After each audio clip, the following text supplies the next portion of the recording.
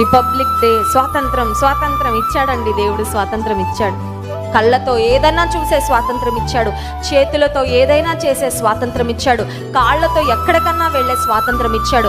నోటితో ఏదైనా మాట్లాడే స్వాతంత్రం ఇచ్చాడు.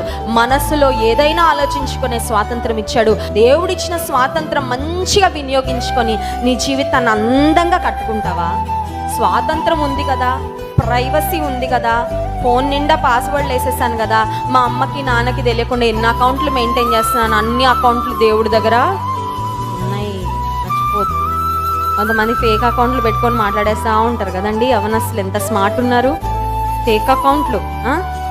దేవుడు అసహించుకునే పాపాన్ని జీవితంలో ప్రోత్సహించుకుంటే ఇది బయటకు రాదులే, ఎవరికి తెలియదులే, నా వరకు నాకే ఉంటుందంటే ఒకరోజు కుండ బద్దలు కొడతాడు దేవుడు. రహస్యం ఉన్న ఒక్కసారి వెలుగులోకి వస్తాయి, అప్పుడు సిగ్గుపడిపోవాలండి. అన్నీ చూస్తున్నాడు దేవుడు.